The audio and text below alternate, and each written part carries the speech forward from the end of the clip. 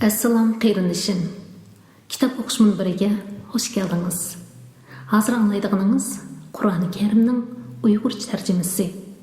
Tarjima qiluvchi buyuk ustoz Muhammad Salih. 78-bab 4-sura Nisa. Madinada nozil bo'lgan 176-oyat. Nihoyat shafqatli va mehribon Allohning ismi bilan boshlayman. Ey insonlar, sizlarni biz insondan, ya'ni Odam alayhissalomdan yaratgan. Shu insondan, ya'ni o'z jinsidan uning juftini, ya'ni Havoni yaratgan. Va ulardan, ya'ni Odam bilan Havodan nurg'un ayollarni yaratgan Parvardigoringlardan qo'rqinglar. Bir-biringlardan narsa so'raganda nomi bilan so'raydigan Allohdan qo'rqinglar.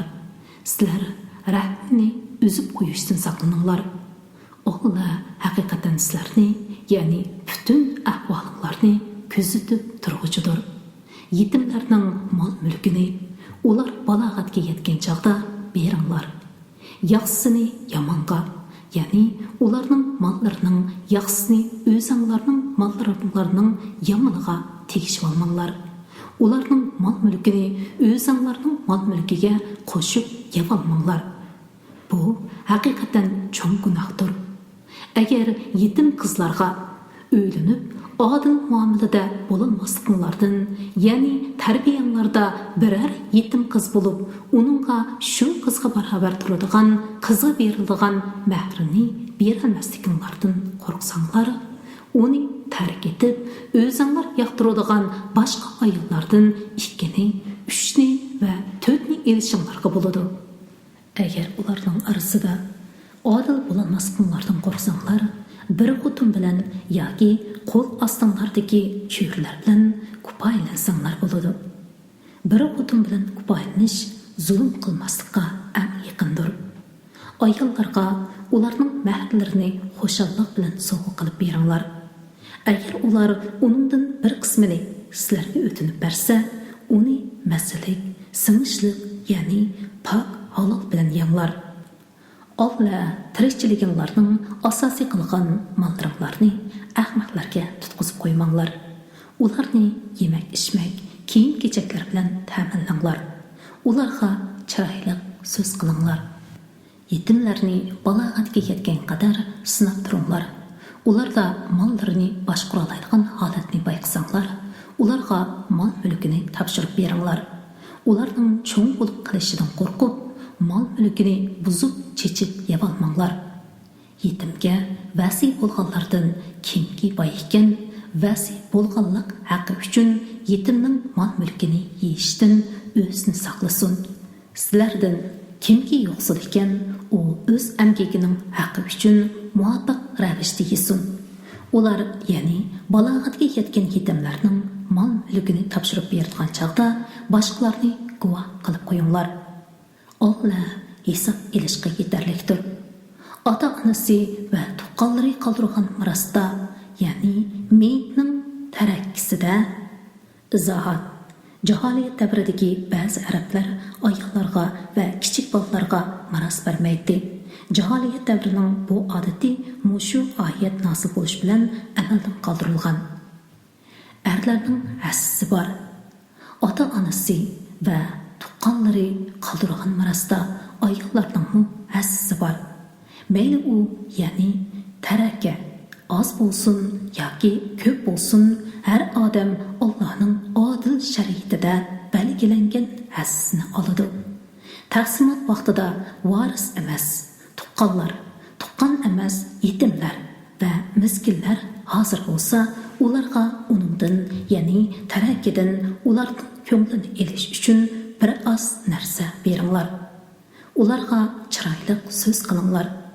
Ya'ni bu kichiklarning meli, bizning emas deganga o'xshash o'zlarini aytinglar. Kimlarki o'zlarining qilib qoladigan kichik bolalari bo'lib, ulardan qandoq andisha qiladigan bo'lsa, boshqalarning qilib qolgan kichik bolalar uchunmi shundoq andish qilsin. Yetimlarning ishida Allohdan qo'rqsin, to'g'ri so'zni aytsin, zulm qilib yetimlarning mol mulkini nohaq yevoldiganlar shubhasizki qo'rsqiga qiyomat kuni yenib turadigan o'tni yevolgan bo'ladi. Ular yenib turgan o'tqa, ya'ni do'zaxga kiradi. Allah balranglarga tegadigan miros haqida tavsiya qiladi-ki, bir erga ikki ayolning hassisi tegadi.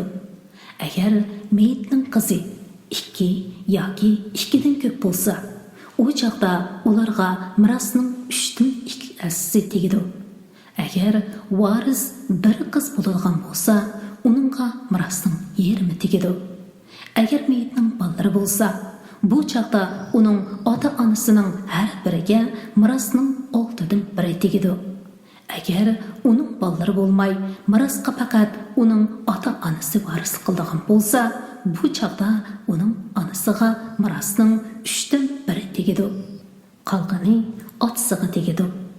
Agar meyitning ota-onasidan boshqa, ya'ni qarindoshlari bo'lsa, onasiga mirosning 6dan 1 tegadi. Qolganini otasi oladi. Bu taqsimot meyitning vasiyati o'rinlangan va qarzi to'lanib bo'lgandan keyin elib berildi. Ota-onalar va bolalardan, ya'ni bu ikkisidan qaysinin manfaat jihatdan o'zinglarga eng yaqin ekanligini bilmaysizlar. Bular Allah tarafidan bekitilgan belgilamidir. Allah haqiqatan hammani bilguchi, hikmat bilan ish qilguchidir. Agar ayollaringlarning bolalari bo'lmasa, bu chaqda ular qoldirgan mirosning yarmi erlar sizlarga tegadi. Agar ularning bolalari bo'lsa, ular qoldirgan mirosning 4dan 1 sizlarga tegadi. Bu taqsimot meyitning vasiyati o'rinlangan yoki meyitning qarzi to'lanib bo'lgandan keyin elib berildi. Agar sizlarning bolalaringlar bo'lmasa, bu chaqda ayollaringlarga sizlar qoldirgan mirosning 4dan 1 tegadi. Agar sizlarning bolalaringlar bo'lsa, bu chaqda ayollaringlarga sizlar qoldirgan mirosdan 8dan 1 tegadi. Bu taqsimot meyitning vasiyati o'rinlangan yoki qarzi to'lanib bo'lgandan keyin elib berildi. Agar miros qoldiruvchi ota-onasiz, bolasiz, er yoki ayol bo'lib, uning faqat ona bir qarindoshi va ona bir hamshirasi bo'lsa, ularning har biriga mirosning 6dan 1 tegadi. Agar miros qoldiruvchining, ya'ni miros qoldiruvchi meyitning ona bir, ota boshqa qarindoshlari va hamshirlari buningdan, ya'ni 1dan ko'p bo'lsa, u chaqda mirosning 3dan 1 ularning orasida o'rtaq taqsim qilindi. Bu taqsimot meyitning vasiyati o'rinlangan yoki qarzi to'lanib bo'lgandan keyin elib berildi. Miros qoldiruvchi odamning vasiyati varislarga ziyon yetkazmaydigan bo'lishi kerak. U Alloh tarafidan qilingan tavsiyadir. Alloh hammani bilguchidir, halimdir. Ya'ni amriga xiloflik qiluvchilarni jazolashga oldirib ketmaydi. Ana shular, ya'ni Alloh bandalarining amal qilishi uchun belgilab bergan yuqoridagi ahkomlar Alloh qonunlaridir. Kimki Allohga va uning payg'ambarlariga itoat qiladigan, Alloh uni ostidan o'zdanlar eqtiradigan jannatlarga kirgizadi. U yerlarda mangu qoladi. Bu cho'ng muvaffaqiyat qozonishdir. Kimki Allohga va payg'ambariga osiylik qilib, Allohning qonunlarining sirtiga chiqib ketadi ekan, Alloh uni do'zaxga kirgizadi. U do'zaxda mangu qoladi. Xo'rlig'ichi azobga duchor bo'ladi. Ayollaringlardan fahish qilganlarni isbotlash uchun oranglardan 4 guvohchi keltiringlar. Agar ular guvohlik bersa, ya'ni ular guvohlik berib ayolning jinoyatini isbotlasa, toki ayollaringlar vafot bo'lganga yoki Alloh ularga bir chiqish yo'li bergan qadar ularni uyda tutinglar. Oranglarda 2 kishi, ya'ni er bilan ayol fahish qilsa, ularni ayblanglar. Agar ular tavba qilib tuzalsa, ularni kechiringlar. Alloh tavbani bakmi qabul qilguchidir. To'liq mehribondir. Alloh qabul qilishni va'da qilgan tavba yomonlikni nodonlikdan qilib silib, ondan uzunga qolmay, ya'ni o'lim kelishdan burun tavba qilganlarning tavbasidir. Alloh ana shularning tavbasini qabul qiladi. Alloh hammani bilib turguchidir. Hikmat bilan ish qilguchidir. Davomli yomon ishlarni qilib, beshiga o'lim kelgan chaqda endi tavba qildim deguchilarning tavbasi va kofir biti o'lguchilarning tavbasi, ya'ni o'lim oldida iymon etdim deguchilarning iymoni qabul qilinmaydi. Ana shularga qattiq azob tayyorladik. Ey mo'minlar, ayollarga zo'rlik qilib, ularni maroz qilib olmoq, ya'ni bir odamning qo'lidan yana bir odamning qo'liga o'tib turadigan mol o'rnida qilib olmoq sizlarga durust bo'lmaydi. Ular o'p-o'choq bir fohisha ishni qilmagan holatda sizlar ularga bergan mahrdan bir qismini yo'li bilish uchun ularga besim ishlatmanglar. Ular bilan chiroyliqcha tirikchilik qilinglar. Agar ularni yoqtirmasanglar, sabr qilinglar. Chunki sizlar yoqtirmaydigan bir ishda Alloh ko'p xayriyatlarni paydo qilishi mumkin. Agar bir xotinni qo'yib etib, o'rniga yana bir xotinni olmoqchi bo'lsanglar, ularning biriga mahr qilib, ko'p mol bergan bo'lsanglarmi, uningdan hech narsani qaytarib olmanglar. Uni ayolga qari chaplab va ochiq zulm qilib olamsizlar. O'zra xilvatda bo'lishgan tursanglar va ayollar sizlardan nikoh ahdidan iborat mustahkam ahd olgan tursa, uni qandoq qaytarib olasizlar? Otlaringlar olgan ayollarni olmanglar. Lekin buningdan ilgari olgan bo'lsanglar, afu qilindi. Bu haqiqatan yomon ishdir.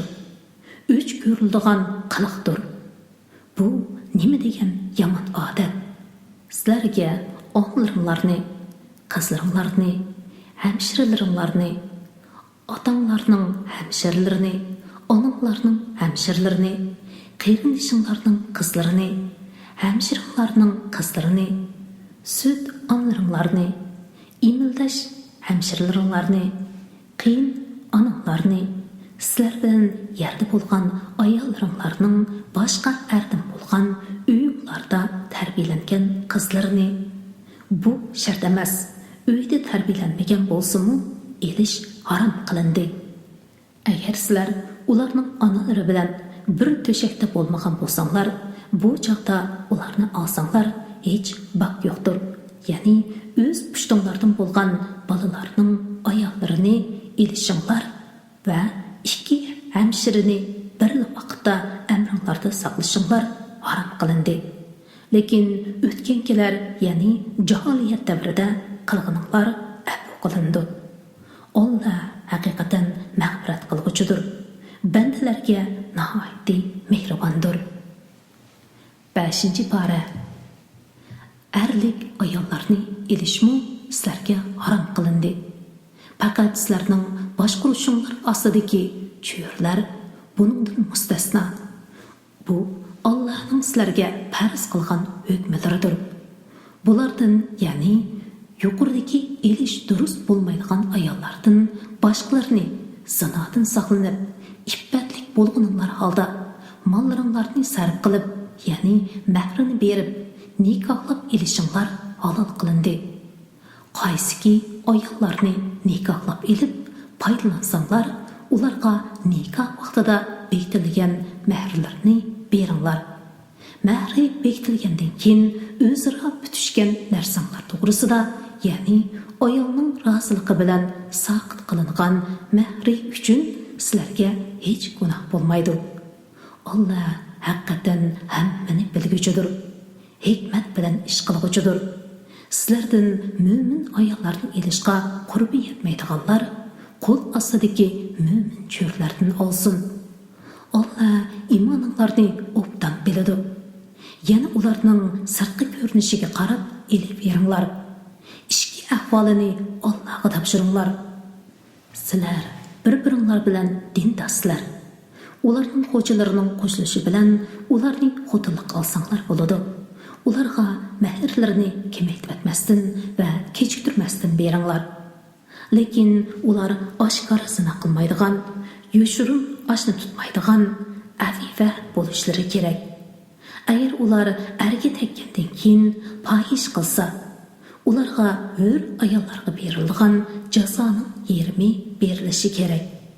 Bu, ya'ni cho'rlarni nikohlab elish, oranglarda zinoga mubtalo bo'lib qilishdan qo'rqqan kishi uchundir.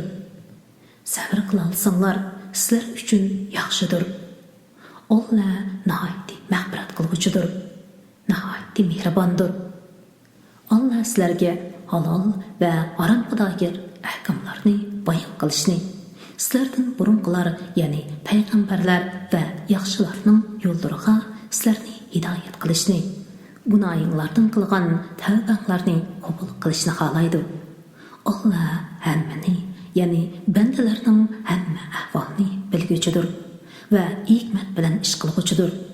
Allah sizlarning tavbanglarni qabul qilishni xohlaydi. Bu Allah'ның rahmetining kengligini ko'rsatish uchun takrorlandi. Shahvatlarga agishadiganlar, ya'ni shaytonga agishadigan fajrlar, to'g'ri yo'ldan burilib ketishinglarni, shularga o'xshash fajr bo'lishinglarni xohlaydi. Allah sizlarning hukmlarni yengiltishni, ya'ni shariat ahkomlarini sizlarga osonlashtirishni xohlaydi. Inson nafsi xohishiga xiloflik qilishdan aciz yaratildi. Ey mo'minlar, bir-biringlarning mollarini o'g'irlik, xiyonat qilish, bulash, jazoxo'rlik, qimor o'ynash qatorliq nohaq yo'l bilan yavolmanglar. Ikki taraf rozi bo'lishib qilishgan savdo-sotiq orqali erishilgan narsa bundan mustasno. Sizlar o'zinglarni, ya'ni bir-biringlarni o'ldirmanglar. Alloh haqiqatan sizlarga nihoyat mehribondir. Kimki chekdan eshib va zulm qilib, uni, ya'ni Alloh cheklagan ishlarni qiladigan, uni do'zaxga kirgizamiz. Bu Allohga osondir. Agar sizlar manni qilingan cho'ng gunohlardan saqlansanglar, karimimizga elib kichik gunohinglarni yo'qqa chiqaramiz va sizlarni esil makonga, ya'ni jannatga kirgizamiz. Ey mo'minlar, Alloh sizlardagi bir-biringlardan ortiq qilgan narsalarni hasad qilish yuzidan orzu qilmanglar. Erlar qilgan amallaridan hasador bo'ladi. Ayollar qilgan amallaridan hasador bo'ladi. Allohdan uning fazlini tilanglar. Alloh beradi. Alloh haqiqatan hamma narsani bilguchidir. Har bir odamning qoldirgan tarakisi uchun varislar tayinladi. Ular ota-onalar va yaqinlardir. Sizlar bilan o'zaro yordam berish va mirosxo'r bo'lishga ahd payman qilishgan kishilarga ularning mirosdan hassini beringlar. Izohat: bu islomning dastlabidagi hukm bo'lib, keyin amaldan qoldirilgan. Alloh haqiqatan hamma narsani bayqab turguchidir. Erlar ayollarning homilaridir. Bu Allohning ularning ba'sidan, ya'ni erlarni kuch-quvvat, g'azotga chiqish qatorliq jihatlarda ayollardan ortiq qilganligidandir va erlarning o'z pul-mollarini sarf qilganligidandir. Ya'ni ayollarning nafiqasi erlarning zimmasiga yuklanganligidandir. Yaxshi ayollar itoat qiluvchilardir. Erlari yanida bo'lmagan chog'larda Allohning panohida erlarining haqlarini saqlovchilardir. Sizlar sarkashlik qilishlaridan qo'rqadigan ayollarga nasihat qilinglar. Bu unum bermasa, bir to'shakda bil yotmanglar. Bu unum bermasa, ularni adablash maqsadida ostirab uringlar. Agar sizlarga itoat qilsa, ularni bo'zaq qilishcha xiyolda bo'lmanglar. Alloh haqiqatan sizlardan ustundir, buyukdir. Alloh ayollarga zulm qilganni jazolaydi. Agar er-xotin ikkalarining inoqsiz bo'lib qolishidan qo'rqsanglar, erning tuqqanlaridan bir haqqoniy kishini, xotinning tuqqanlaridan bir haqqoniy kishini avatinglar. Allah agar bu ikki kishini ahlashtirishni xolasa, er-xotin ikkisining orasiga inoqlik soladi. Allah haqiqatan hammani bilguchidir, hammadan xabardordir. Allah'a ibadet qilinglar. Uningga hech narsani sherik keltirmanglar. Ota-onanglarga, xish aqrabolarga, yetimlarga, miskinlarga, yaqin qo'shniga, yiroq qo'shniga, yondagi hamrohga, ya'ni safardoshga, saboqdoshga, musofirga, qo'l ostinglardagi qo'l cho'rlarga yaxshilik qilinglar. Shubhasizki, Alloh mutakabbir, maqtanchoqni yoqtirmaydi. Ular, ya'ni mutakabbirlar, maqtanchoqlar bexillik qiladi. Kishilarni bexillikka buyuruydi. Allah ularga o'z fasldan bergan narsalarni, ya'ni pul, molni va Muhammad alayhisolamning Tavrotdagi sifatini yoshiradi. Allahning ne'matini inkor qilguvchilarga xo'rlig'uchi azobni tayyorladi. Ular mollarini kishilarga ko'rsatish uchun sarf qiladi. Ular Allohga ishonmaydi, oxirat kuniga ishonmaydi. Kimki o'ziga shaytonni hamroh qiladi ekan, u shaytonning buyrug'i bo'yicha ish qiladi. Shayton nima degan yomon hamroh? Agar ular Allohga oxirat kuniga ishonsa va Alloh o'zlariga bergan moldan sarf qilsa, ularga nima ziyni bo'ladi? Allah ularni obdan biladi. Qilmishiga qarab jazolaydi. Allah haqiqatan zarracha zulm qilmaydi. Agar kishining zarracha yaxshiligi bo'lsa, Allah uni hassalab ziyoda qiladi. O'z dargohidan buyuk ajr, ya'ni jannat ato qiladi. Biz har bir ummatdan bir guvohchini keltirgan va ey Muhammad, seni ularga, ya'ni ummatning ichidagi imonsizlarga va gunohkorlarga guvohchi qilib keltirgan chig'imizda ularning holi qandoq bo'ladi? Kofirlar va payg'ambarga osiylik qilganlar, o kunda ular qiyomatning dashtini ko'rganlikdan yer bilan to'p-tus qilib o'tilishni, ya'ni yerga ko'milib tuproqqa aylanib ketishni orzu qiladi. Ularning hamma a'zosi guvoh bo'lganlikdan Allohdan hech bir so'zni yoshira olmaydi. Ey mo'minlar, sizlar mast bo'lsanglar, izohat, bu haroq harom qilinishdan burungi hukm edi. Nima deyotganinglarni bilgininglargacha junub bo'lsanglar, yo'l ustida bo'lganlar bundan mustasno. G'usl qilguncha namozga yaqinlashmanglar. Agar kasal, ya'ni kasalga suv ziyon qiladigan bo'lsa, yoki safar ustida bo'lsanglar, yoki hojat qilsanglar, yoki ayollar bilan munosabat o'tkazsanglar, mushundaq ahvol ostida suv topolmasanglar, pok tuproqni yuzinglarga, qo'linglarga surtib tayammum qilinglar. Alloh haqiqatan afv qilg'uchidir, mag'firat qilg'uchidir. Ya'ni Alloh bandalariga harash bo'lmasligi uchun ibodatni osonlashtirib berguchidir. Ey Muhammad, kitobdan, ya'ni Tavrotdan nasiba berilgan kishilar, ya'ni Yahudi mo'minlarning gumrohligini setib olganligini va sizlarning to'g'ri yo'ldan ezishinglarni xohlaydiganligini ko'rmadingmi? Allah sizlarning dushmanlaringlarni obdan biladi. Allah sizlarni saqlashga yetarlikdir va sizlarga madadkor bo'lishga yetarlikdir. Ya'ni sizlarni Yahudlarning mehridan saqlashga Allah kubaydir. Yahudlarning ichida kitobning, ya'ni Tavrotning so'zlarini o'zgartirib yetadiganlar bor. Ular biz so'zingni angladik, amringga bo'ysunmadik, bizga quloq sol, biz sana quloq solmaymiz deydi. Dinga ta'na qilish yuzidan ra'ina degan so'zni tillarini agar qilib aytadi. Agar ular yuqorqi so'zlarining o'rniga angladik va bo'ysundik, quloq sol, unzurna desa, ular uchun Allohning dargohida texim yaxshi, texim to'g'ri bo'ladi. Lekin kufri sababli Alloh ularni rahmatidan yiroq qildi. Ularning ozg'inisidan boshqasi iymon etmaydi.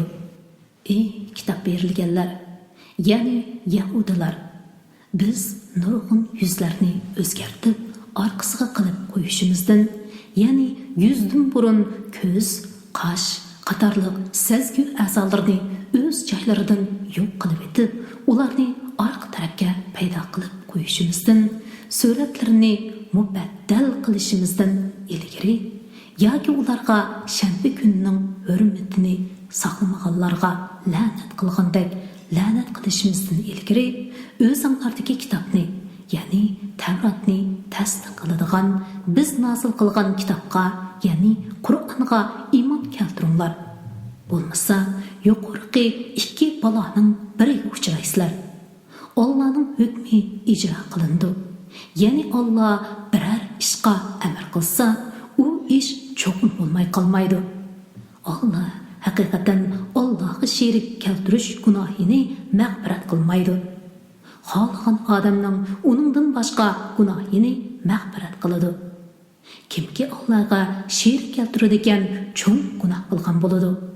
O'zlarini pok deb qaraydiganlar, ya'ni o'zlarini taqvodorlik bilan madihlaydiganlar ne ko'rmadingmi? Undaq emas. Ya'ni ish ularning degindek emas. Alloh xohlagan bandasini pok qiladi.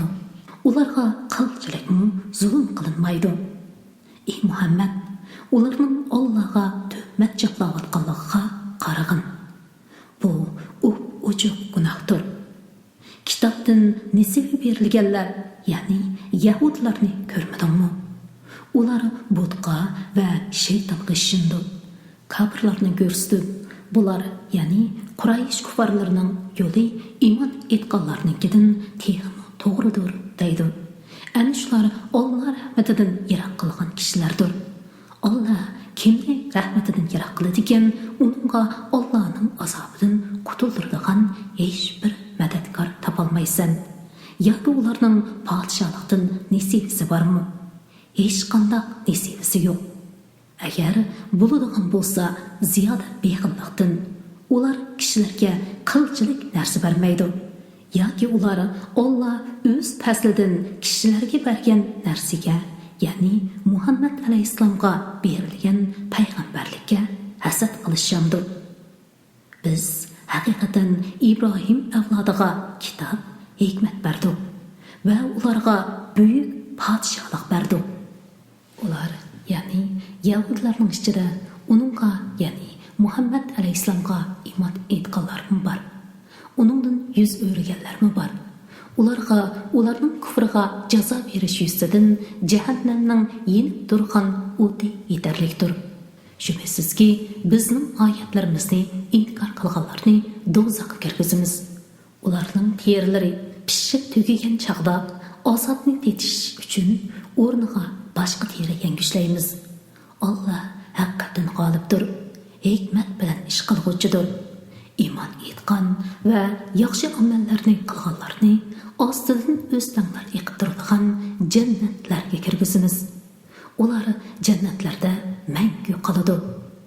U yana ularga pok jubdalar bo'ladi. Ularni jannatning mangulik soyasiga daxil qilamiz. Shubhasizki, Alloh sizlarni omadlarni egisiga qaytarishga, kishilar orasida hukm qilganda adil hukm qilishga buyuruydi. Alloh sizlarga nasihat qilgan ishlar nima degan yaxshi. Alloh haqiqatan so'zinglarni anglab turg'uchidir, ishinglarni ko'rib turg'uchidir. Ey Muhammad, Allohga, payg'ambarga va o'zinglardan bo'lgan ish ustidagilarga itoat qilinglar. Agar sizlar bir shayda ixtilof qilishib qolsanglar, bu to'g'rida Allohga va payg'ambarlarga murojaat qilinglar. Agar sizlar Allohga va oxirat kuniga haqiqiy ishonadigan bo'lsanglar, bu, ya'ni Allohning kitobiga va payg'ambarining sunnatiga murojaat qilish sizlar uchun foydalidir. Natija e'tibor bilan go'zaldir. Саңа назыл қылынған китапқа, яғни Құранға вә сәнден бұрын назыл қылынған китапларға, яғни Тәвратқа вә Инжилға иман келтірді. Давалған кішілер, яғни мұнафықларны көрмедіңме? Олары әрсіні шейтанның алдыға еліп бармақчы болып атыды. Halbuki ular shaytonni inkor qilishga buyurilgan, shayton ularni chunqur osurishni xohlaydi. Ular, ya'ni munofiqlarga Alloh nozil qilgan kitob tarafga va payg'ambar tarafga kelinglar deyilsa, munofiqlarning sendan qattiq yuz o'rganligini ko'rasan. Qilmishlari tufaylidan o'z beshiga barar musibat kelgan chog'da sening oldinga kelib Allah bilan qasam qilgan holda biz faqat yaxshilik va yarashishni iroda qilgan edik deganlarning holi qanday bo'ladi? Ana shular, ya'ni munofiqlar yolg'on aytadi. Allah ularning dillaridagini, ya'ni munofiqligini, mehrini biladi. Ulardan yuz o'rgin, ularga nasihat qilgin, ularga ta'sirli so'zlarni qilgin. Biz har qanday payg'ambarni faqat itoat qilinish uchunla avatdik. Uningga itoat qilganlik Allohga itoat qilganlik bo'ladi. Ular, ya'ni munofiqlar, sening hukmingni qabul qilmay, o'zlariga zulm qilganda, sana kelib Allohdan mag'firat tilasa, payg'ambarmu ular uchun mag'firat tilasa edi. Albatta, ular Allohni kechirim qilguvchi, nihoyat mehribon topadi. Ey Muhammad, Parvardigorim bilan qasamki, ular, ya'ni munofiqlar, o'z orasidagi talashqa, seni hukm chiqarishga taklif qilmoqcha, ondan sening chiqargan hukmingga ularning dillaridagi qilcha g'um bo'lsa-mu yo'qotmoqcha va ular butunlay bo'ysunmoqcha iymon etgan bo'lmaydi. Agar biz ularga o'zinglarni o'ldiringlar yoki yurtinglardan chiqib ketinglar deb amr qilgan bo'lsak, ya'ni ilgirgilarga yuklagandek ig'ir taklifni ularga yuklasak edi, ularning ozg'inasidan boshqasi buni ijro qilmaydi. Agar ular qilingan vas nasihatga amal qilsa edi, albatta ularga yaxshi bo'ladi va iymoni mustahkam bo'lgan bo'ladi. Gumrohlik va nifaqdan eng yiroq bo'lgan bo'ladi. U chaqda dargohimizdan ularga albatta buyuk ajr, ya'ni jannat ato qiladi. Ularni albatta to'g'ri yo'lga hidoyat qiladi. Kimlarki Allohga va payg'ambarlarga itoat qiladi ekan, ular oxiratda Allohning ne'matiga erishgan payg'ambarlar, sidiqlar, ya'ni yuqori darajali payg'ambarlar va shehidlar va yaxshilar bilan birga bo'ladi. Ular nima degan yaxshi hamrohlar? Bu fasl Alloh tarafidandir. Alloh fasl ihsonga tegishli bo'lganlarni bilishda yetarlikdir. Ey mo'minlar, dushmanlarning sharidan saqlanish uchun tayyorlik holatida turinglar. Urushqa turkum bo'lib yoki hammanglar bir bo'lib chiqinglar. Shubhisizki, oranglarda urushqa chiqmay qilib qolganlar, ya'ni munofiqlar bor. Agar sizlarga biror musibat, ya'ni mag'lubiyat yoki qirg'inlik kelsa, u munofiq Alloh menga haqiqatan marhamat qildi. Chunki men ular bilan urushda birga bo'lolmadim. Bo'lmasa o'ldirilganlar qatorida o'ldirilgan bo'lardim, deydi. Agar sizlarga Allohning fazli, ya'ni g'alaba va g'animat yetsa, go'yo sizlar bilan u, ya'ni munofiqning orasida hech qanday do'stlik yo'qdek. Kashki men urushda ular bilan birga bo'lgan bo'lsam, cho'ng bir muvaffaqiyatga, ya'ni g'animatdan zo'r nasibiga erishgan bo'lardim, deydi. Dunyo tirikchiligini oxiratga tegishliganlar Alloh yo'lida jinini, pul, milini fido qilib jihad qilsin. Kimki Alloh yo'lida jihad qilib o'ldirilsa yoki g'alaba qilsa, biz uningga katta ajr ato qilamiz. Ey mo'minlar, sizlarga nim bo'ldiki, Allohning yo'lida jihad qilmaysizlar va duo qilib, ey Parvardigorimiz, bu aholini zolim shahardan izohat. Bu yerda Makka ko'zda tutildi. Chunki bu chaqda Makka kufrning makoni bo'lib, payg'ambar alayhissalom Makkadan hijrat qilgan edi. Bizni chiqargan o'z dargohingdan bizga bir igdorchilik qilguvchini muyassar qil. O'z dargohingdan bizga bir madadkorni muyassar qil, deydigan ojiz erlar, ojiz ayollar va bolalarni qutqizish uchun jihad qilmaysizlar. Mo'minlar Allohning yo'lida jihad qiladi. Kofirlar shaytonning yo'lida urush qiladi. Shaytonning do'stlari bilan urush qilinglar. Sizlar ularni yengizlar. Shaytonning tadbiri haqiqatan ojizdir. Ey Muhammad, ularga, ya'ni Makkada turib urushni talab qilganlarga urushdan qo'linglarni yig'inglar, namoz o'qinglar, zakat beringlar degan ishlarni ko'rmadingmi? Ya'ni ulardan ajablanmamsan. Bularga jihad farz qilingan chaqda ularning orasidagi bir turkum kishilar dushmandan go'yo Allohning azobidan qo'rqqandek, balki undan battarroq qo'rqidi. Ular o'limdan qo'rqib, Parvardigorimiz, bizga nima uchun jihadni farz qilding? Nima uchun bizni uzoqqa qolmay keladigan ajalgacha ta'xir qilmading? Ya'ni ashlimiz yetguncha ta'xir qilsang, urushda o'ldirilmasak bo'lmasmidi? dedi. Ey Muhammad, aytqinki, dunyoning manfaati ozdir. Yana dunyoning nimati fanidir. Allohdan qo'rqqan va uning amrini tutganlar uchun oxirat yaxshidir. Sizlarga qilchilik zulm qilmaydi. Ya'ni qilgan amalinglarning savobi kamaytirilmaydi. Qayerda bo'lmanglar, ajal kelganda o'lim sizlarni topadi. Sizlar mustahkam qal'alarda bo'lgan taqdirdami, agar ular, ya'ni munofiqlar biror yaxshilikqa erishsa, bu Allohdan bo'ldi deydi. Agar ular biror ziyon zahmatga uchrasa, bu sendan, ya'ni sening ditinga kirganligimizdan bo'ldi deydi. Ey Muhammad, bu ahmoqlarga aytqanki, yaxshilik va yomonlikning hammasi Alloh tarafidandir. Ya'ni hammasini Alloh yaratgandir. Bu qavmiga nima bo'ldi-kin? Ular hech bir so'zni, ya'ni hamma shayning Allohning taqdiri bilan bo'lganligini tushunmaydi. Ey inson, sana yetgan yaxshilik marhamat qilish yuzidan Alloh tarafidandir. Sana yetgan yomonlik qilmishlaring tufaylidan o'zingdandir.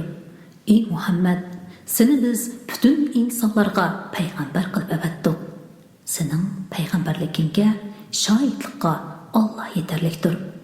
Kimki payg'ambarga itoat qiladigan, u Allohga itoat qilgan bo'ladi. Chunki payg'ambar Allohning amrini yetkazadi.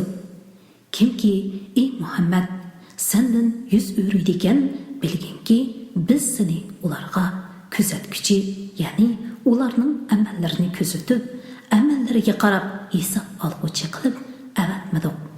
Ular, ya'ni munofiqlar, amringa itoat qildik deydi.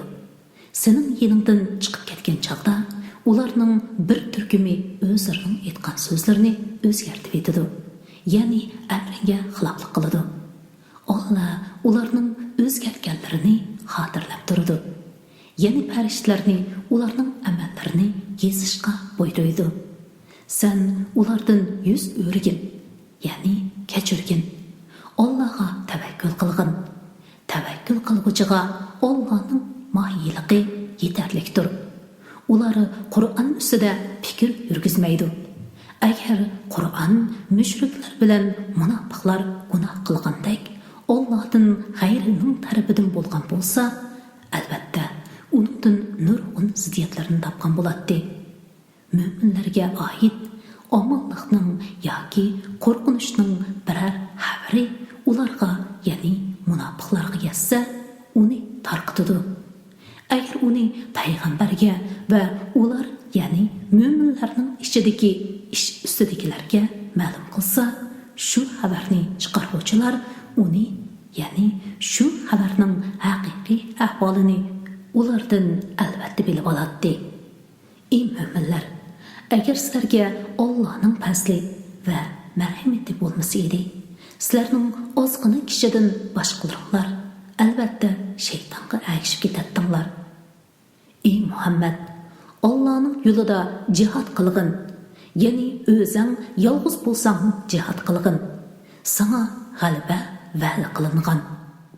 Munofiqlarning jihaddan qilib qolganligiga ahamiyat berib ketma. Sen faqat o'zingga javobgarsan. Mo'minlarni jihadga qiziqtirgin. Allohning kofirlar kuchini to'sadiganligimi haqiqatdir. Allohning kuchi eng zo'rdir. Allohning jazosi eng qattiqdir.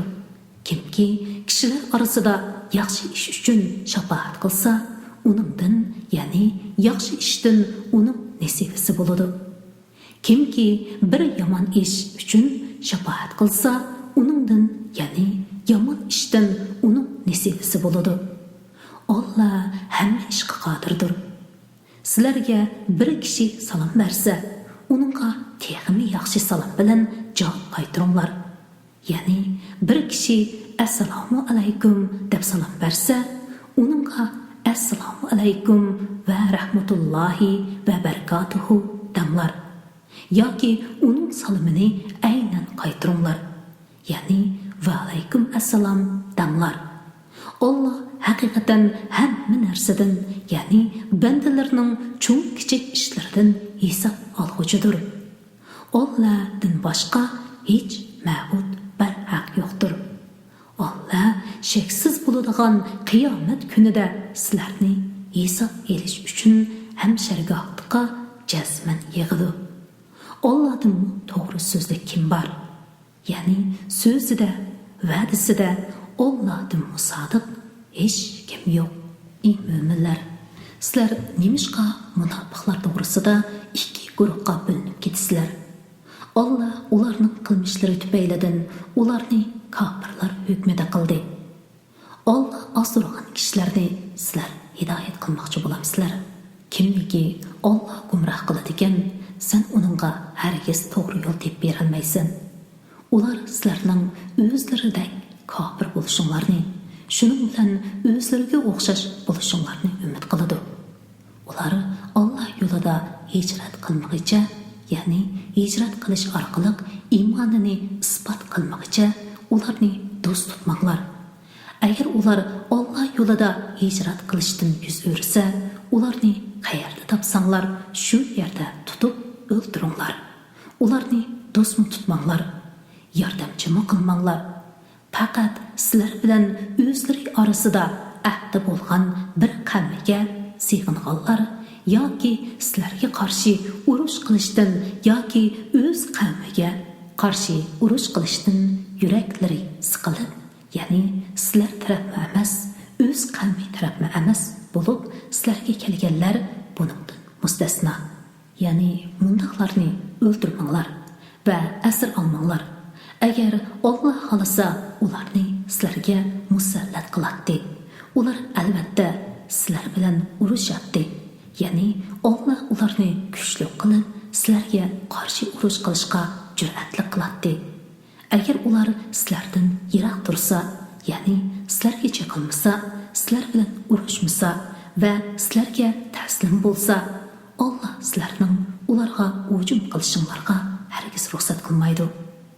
İmanını izhar qilish bilan sizlardanmi omonlikqa erishmoqchi va qavmiga qaytganda kufrini izhar qilish bilan o'z qavmidanmi omonlik erishmoqchi bo'lgan ikkinchi bir xil kishilar, ya'ni munofiqlarni ko'rsizlar. Ular har qachon fitna fasodga, ya'ni kufrga yoki musulmonlar bilan urush qilishga chaqirilsa, o'zlarini uningdan tortadi. Agar ular sizlardan yiroq turmasa, sizlarga taslim bo'lmasa, sizlar bilan urushdan qo'l yig'masa, bu chaqda ularni qayerda ko'rsanglar, shu yerda asir edinglar. Tutib o'ldiringlar. Ularning xiyonati sababli sizlarga ularga qarshi, ya'ni ularni asir elishga, o'ldirishga ro'shan, pok ata qildik. Mo'min odamni savallik bilan emas, qasddan o'ldirishi hech durust emas. Kimki biror mo'minni savallik bilan o'ldirib qo'yadigan, u bir mo'min qulni ozod qilishi va o'ldirilguvchining varislariga diyat to'lashi kerak. Ular, ya'ni o'ldirilguvchining varislari diyatni kechirim qilsa, shuning bilan qotil uni to'lamasa hech baq yo'q.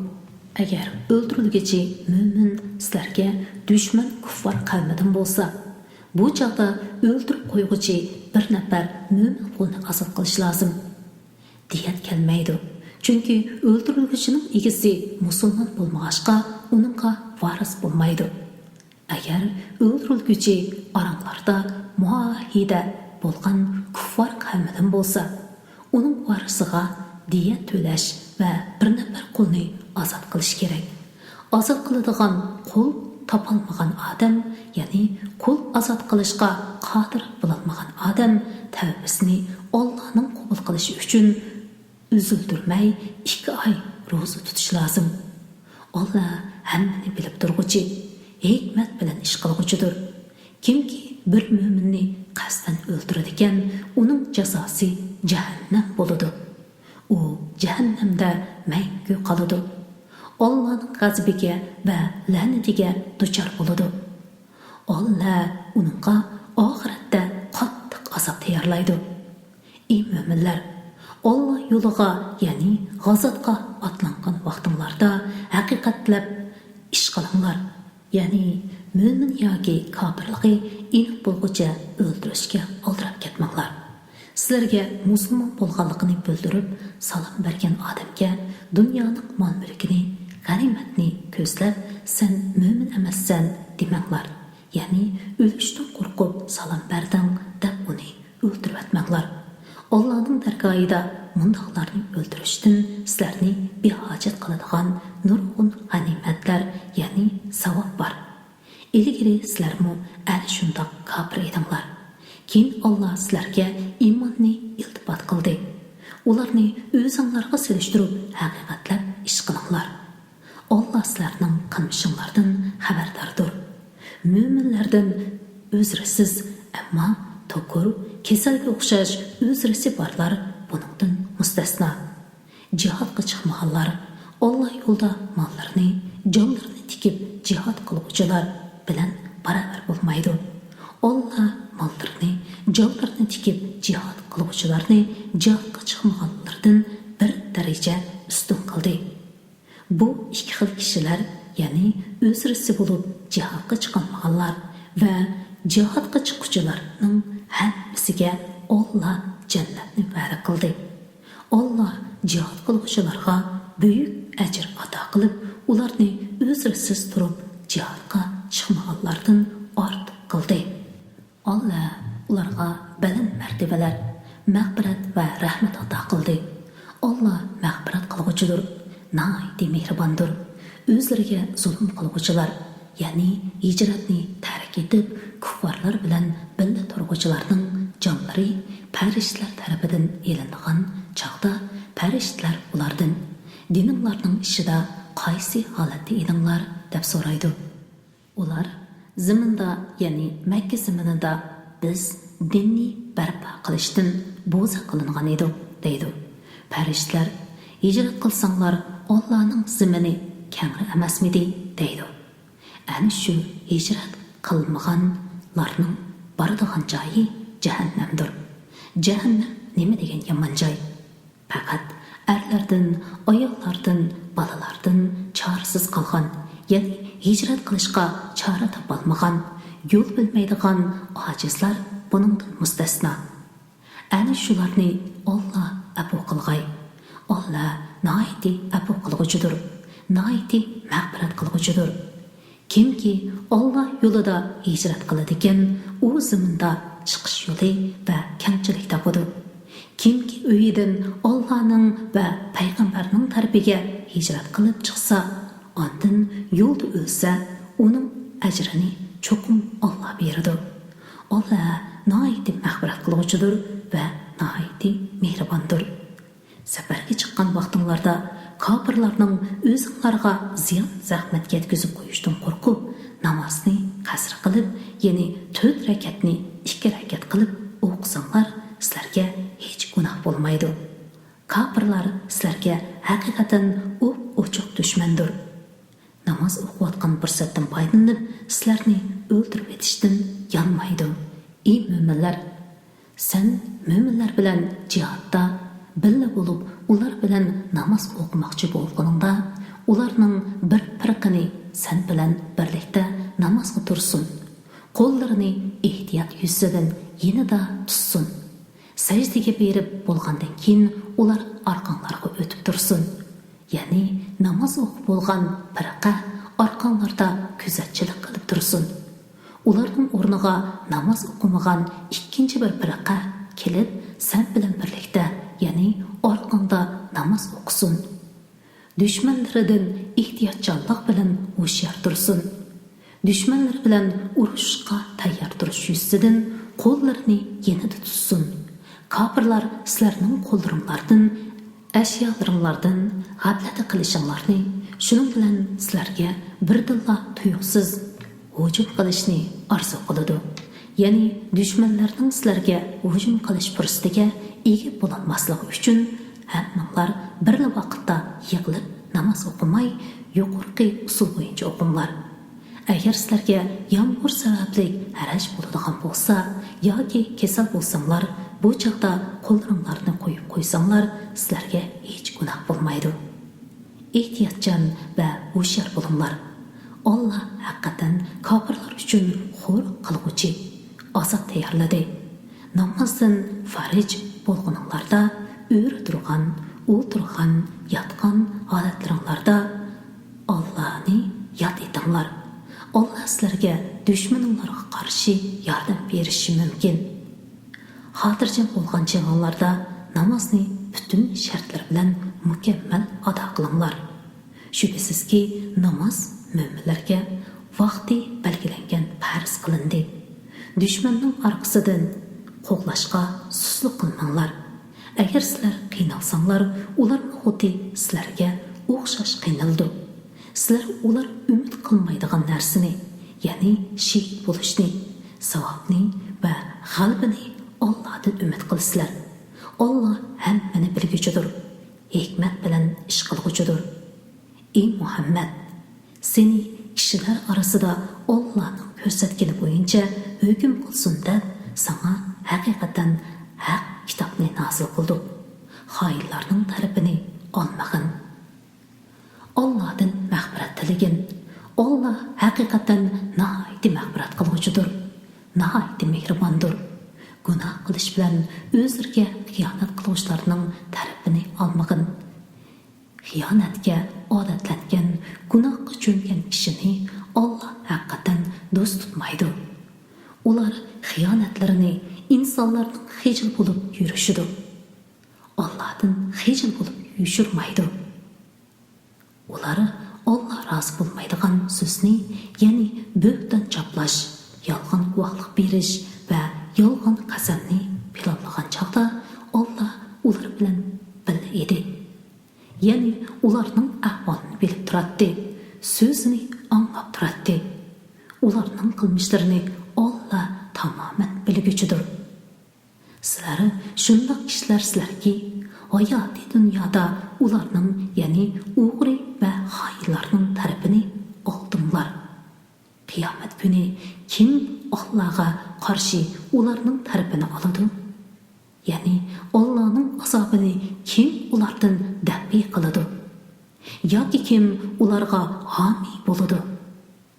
Kimki biror yomonlik yoki o'ziga biror zulm qilib qo'yib, ondan Allohdan mag'firat talab qilsa, u Allohning mag'firat qilguvchi nihoyatda mehribon ekanligini ko'rdi. Kimki qasddan biror gunoh qilsa, uni o'zining ziyniga qiladi. Ya'ni uning vabolini o'zi tortadi. Allah hammani bilguchidir, hikmat bilan ish qilguchidir. Kimki bir kichik gunoh yoki bir jum gunoh qilib qo'yib, uni begunoh odamga chaplasa, u shu bo'htonni va u ochiq bir gunohni o'ziga yuklab olgan bo'ladi. Ey Muhammad, agar senga Allohning fazli va rahmati bo'lmasa edi, ularning bir guruh odam cho'qim seni ostirishni qasdaydi. Ular faqat o'zlarini ostirdi. Sana qilchi ziyon yetkazilmaydi. Allah sana kitobni, ya'ni Qur'onni va hikmatni, ya'ni sunnatni nazil qildi. Sana sen bilmagan narsalarni, ya'ni shariat ahkomlarini va g'ayb ishlarni bildirdi. Allahning sana pasti cho'ngdir. Ularning yoshirin suhbatining to'lisida xayriyat yo'qdir. Faqat sadaqaga yoki yaxshilikqa yoki kishilarni ablashtirishga amr qilgan kishilarning yoshirin suhbati uningdan mustasno. Kimki u ishlarni Allohning roziligini tilash yuzidan qiladi ekan, uningga buyuk ajr ato qilamiz. Kimki o'ziga mo'jizlar orqali to'g'ri yo'l aniq bo'lgandan keyin payg'ambarga, ya'ni uning amriga muxolifatchilik qiladi ekan, mo'minlarning yo'lidan g'ayriga erishadigan, uni o'z yo'liga qo'yib beramiz. Uni oxiratda jahannamga kirgizamiz. Jahannam nima degan yomon joy? Alloh o'ziga biror narsaning sherik keltirilishini, ya'ni mushriklik gunohini albatta mag'firat qilmaydi. Buningdan boshqani Alloh o'zi xohlagan odamga mag'firat qiladi. Kimki Allohga sherik keltiradi ekan, u haqiqatan qattiq ozgan bo'ladi. Ular, ya'ni mushriklar, Allohni qo'yib faqat o'zlari kishi nomlar bilan atib olgan butlarga ibodat qiladi. Faqat Allohning ibodatidan bosh tortgan shaytonga ibodat qiladi. Alloh shaytonni rahmatidan yiroq qildi. Shayton aytdi: "Men albatta sening bandlaringdan muayyan sondagilarni egallayman. Shundaqla cho'qim ularni ozdiraman. Ularni ham xiyol qildiraman. Ya'ni hayot uzun, qiyomat, hisob elish yo'q degandek botil aqidlarni ko'ngliga solaman. Ularni cho'qim chahar paylarning butlarga nazr qilib, balki uchun quloqlarni yerishga buyuruyman. Ularni cho'qim Allohning maxluqotini o'zgartib etishga, ya'ni qullarni ahd qilish, ularga man o'ydirishga o'xshash ishlarga buyuruyman. Kimki Allohni qo'yib shaytonni do'st tutadigan, u dunyo va oxiratda u ochiq ziyon tortgan bo'ladi. Shayton ularga yolg'on va'dalarni beradi va ularni ham xiyolga soladi. Ya'ni amalda ishga oshmaydigan orzularni ko'ngliga soladi. Shayton ularga faqat yolg'onlar va'da qiladi. Ana shularning boradigan joyi jahannamdir. Ular jahannamdan qochadigan joy topolmaydi. Iymon etgan, yaxshi amallarni qilganlarni ostidan o'zdanlar iqtiradigan jannatga kirgizamiz. Ular jannatda mangu qoladi. Allohning va'dasi haqdir. Allohdan rost so'zlik kim bor? Ya'ni Allohdan rost so'zlik hech ahdi bo'lmaydi. Alloh va'da qilgan savob sizlarning quruq orzuyinglar va ahli kitobning quruq orzusi bilan qo'lga kelmaydi. Kimki bir yomonlik qiladigan, buning uchun dunyoda yoki oxiratda jazolanadi. U o'z uchun Allohdan boshqa Allohning azobidan qutuldiradigan hech qanday do'st va hech qanday madadkor topolmaydi. Ayollardan mo'min bo'lib turib yaxshi ishlarni qilganlar jannatga daxil bo'ladi. Ularga qilchi zulm qilinmaydi. Ya'ni ularning qilgan amallarining savobi qilcha kamaytirilmaydi. Yaxshi amallarni qilgan holda o'zini Allohga topshirgan, ya'ni Allohning amriga bo'ysunib, amalni xolis Alloh uchun qilgan, Батыл tillardan buralgan holda İbrahimning diniga ergashgan kishidan diniy jihatda yaxshiroq odam bormi? Allah İbrahimni do'st tutdi. Osmonlardagi, zamindagi shaylarning hammasi Allohning. Ya'ni Allohning mulkidir, bandalaridir, maxluqotlaridir. Allah hamma narsani to'liq bilguchidir. Ey Muhammad, senden ayollar to'g'risida fatvo so'raydi. Aytqinki, ular to'g'risida Allah sizlarga fatvo berdi. Qur'onda sizlarga tilovat qilinadigan ayollarning mirosiga oid oyatlarni fatvo berdi. Shundoq yetimlar to'g'risida fatvo berdiki, ularning tayin qilgan mirosini bermaysizlar. Ularning mirosi qo'limizdan chiqib ketib qoladi deb ularni erga bermaysizlar. Ya'ni mundaq qilmasliqinglarga fatvo berdi. Bo'za qilingan bolalarning haqqini berishinglar va yetimlarga haqqoniy bo'lishinglar haqida fatvo berdi. Izohat: Jaholiyat davridagi arablar kichik bolalarga va ayollarga miros bermaydi. Allah buni ma'ni qilib, ularning mirosdagi nasibasini berishni buyurdi. Ayollarga va yetimlarga qandoqli yaxshilik qilsanglar, shubhisizki Allah uni bilib turadi. Ya'ni shuning asosan Allah sizlarni mukofotlaydi. Agar biror ayol erning ko'ngilsiz bo'lishidan yoki yuz o'rishidan andisha qilsa, ularning o'zaro kelishi hech gunoh emas. Kelishish uzilishib ketishdan yaxshi. İnsanlarning tabiatiga bexillik singib ketgan. Agar ayollaringlarga yaxshilik qilsanglar, ularga zulm qilishdan saqlansanglar, Allah sizlarni mukofotlaydi. Allah haqiqatan qilmishinglardan xabardordir. Qancha tirishsanglarmi, ayollaringlarga muhabbatda va dinning moyilligida barobar muomalada bo'lishga hargiz qodir bo'lolmaysizlar. Shuning uchun birsiga butunlay moyil bo'lib, ikkinchisini eri bordakma emas, yo'qdakma emas, esib qo'yilgan ayoldek tashlab qo'ymanglar. Agar bu jihatdagi qusurlaringlarni tuzatsanglar, ya'ni ularga zulm qilishdan saqlansanglar, Allah albatta sizlarga mag'firat qiladi, rahim qiladi. Agar ikkisi o'zlashib ketsa, Allah o'z fazli bilan ularning birsini ikkinchisidan behojat qiladi. Allohning fazli kengdir, hikmat bilan ish qiluvchidir. Osmonlardagi, zimindagi shaylar Allohningdir. Ya'ni Allohning mulkidir, maxluqotidir. Sizlardan ilgari kitob berilganlarga, ya'ni Yahudlar va Nasarlarga va sizlarga Allohga taqvodorlik qilishni tavsiya qildik. Agar kofir bo'lsanglar, kufringlar Allohga ziyon yetkazolmaydi. Osmonlardagi, zamindagi shaylar Allohning mulkidir, maxluqotidir. Allah maxluqotdan behojatdir, madiyaga loyiqdir. Osmonlardagi, zamindagi shaylar Allohningdir. Ya'ni Allohning mulkidir, maxluqotidir. Hamma ishni boshqarishga Allah yetarlikdir. Ey insonlar, agar Allah xohlasa, sizlarni yo'q qilib, o'rninglarga boshqalarni keltiradi. Allah buningga qodirdir. Kimki qilgan amali bilan dunyoning ne'matini tilaydigan, uningga aytib qo'yganki, dunyo va oxiratning ne'mati Allohning dargohidadir.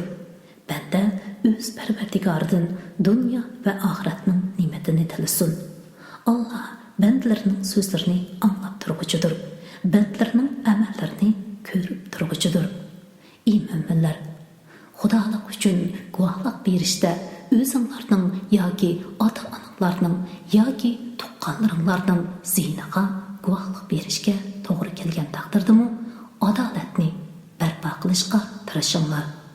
Guvohlik berilguchi boy bo'lsa, uningga rioya qilmasdan yoki faqir bo'lsa, uningga ich og'ritmasdan hamon adil guvoh bo'linglar. Allah sizlardan ularga yaqindir. Ya'ni ularning manfaatining nimada bo'lganligini obdan biladi.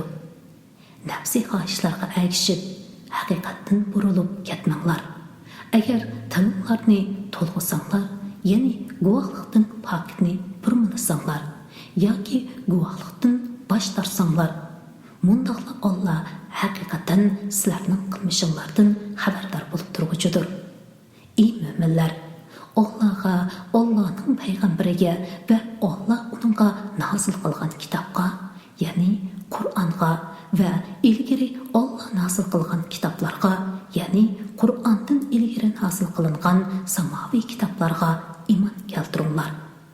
Kimki Allohni, Allohning farishtalarini, kitoblarini, payg'ambarlarini va oxirat kunini inkor qiladigan, u qattiq azg'on bo'ladi. İman etqan, ondan kafir bo'lgan, ondan iman etqan, ondan kafir bo'lgan, ondan kufrda asbayligan, ya'ni shu kufri bilan o'lgan kishilarni Alloh mag'firat qilmaydi va ularni to'g'ri yo'lga, ya'ni jannatga yetaklamaydi. Ey Muhammad, munofiqlarga bishorat berganki, ular qattiq azobga duchor bo'ladi. Ular mo'minlarni qo'yib, kofirlarni do'st tutadi. Ular kofirlarning qishidan izzat va qudrat talab qilamdi. Ya'ni kuffarlarning do'stligidan izzat va g'alaba tilamdi. Izzat va qudratning hammasi Allohga xosdir. Alloh kitobda, ya'ni Qur'onda sizlarga nozil qildiki, sizlar Allohning oyatlarining inkor qilinayotgan va mazqara qilinayotganligini anglaganchiringlarda, ular, ya'ni Allohning oyatlarini mazqara qilayotgan kofirlar boshqa baronga kirishmagicha ular bilan birga o'ltirmanglar. Bo'lmasa, gunohda ularga o'xshash bo'lib qolasizlar. Alloh haqiqatan munofiqlarning va kofirlarning hammasini oxiratda jahannamga to'playdi. Ular, ya'ni munofiqlar, sizlarga haris kelishni kutadi. Agar sizlar Allohning nusratiga erishsanglar, ular biz sizlar bilan birga emasmidik? Kofirlardan olgan g'animatlardan bizga beringlar deydi. Agar kofirlar zafar topsa, ular kofirlarga biz sizlardan g'olib bo'lib turib, sizlarni o'ldirmadik emasmi? Sizlarni mo'minlardan saqlamadikmi? deydi. Alloh qiyomat kuni oranglarda haqqoniy hukm chiqaradi. Alloh kofirlarga hargiz mo'minlarga qarshi yo'l bermaydi. Shubhisizki, munofiqlar Allohni aldamoqchi bo'lishidi. Alloh ularning aldamchiligiga yarasha jazo beradi. Ular namoz uchun turganda xo'sh yoqmaslik bilan turadi. Savob umid qilmaydi. Namozni kishilarga ko'rsatish uchun o'qiydi. Ya'ni diyokorlik qiladi. Allohni faqat ozgina yod etadi. Munofiqlar kufr bilan iymon orasida orasolda bo'lib turadi. Na ularga, na bularga mansub emas. Ya'ni mo'minlarga-mu, kofirlarga-mu mansub emas. Kimni Alloh gumroh qilgan ekan, uningga hargizmi to'g'ri yo'l topolmaysan. Ey mo'minlar, mo'minlarni do'st tutishni qo'yib, kofirlarni do'st tutmanglar. Sizlarning ziyninglarga, ya'ni munofiq ekanliginglarga Allohning ro'shan faqti bo'lishini xohlamsizlar? Munofiqlar uchun do'zaxning eng ostingi qavitiga, ya'ni qayraga tashlandi. Ularga hargizmi azobdan qutqizilgan madadkor topolmaysan. Faqat munofiqlikdan tavba qilgan, amallarni tuzatgan, Allohning kitobiga chin yepishgan, dinni Alloh uchun xolis qilgan, ya'ni qilgan amalidan faqat Allohning roziligini ko'zlagan kishilar bundan mustasno. Ana shular mo'minlar bilan birga, ya'ni ularning qatoridadir. Alloh mo'minlarga oxiratda jannatdan iborat buyuk ajr ato qiladi. Agar Allohning ne'matlariga shukr qilsanglar va iymon etsanglar, Alloh sizlarga azob qilib nima qiladi? Alloh shukr qilguvchini mukofotlovchidir. Hammani bilguchidir. Buyuk marhum ustozimiz Muhammad Solih tarafidan Uyg'urcha tarjima qilingan Qur'oni Karim bugun 102-botgacha o'qib tamomlandi. Keyingi o'qishlik 6-pora, ya'ni 103-botdan boshlandi. Qarindishim, Ramazan gününüzge mübarek olsun. Allah'a emanet.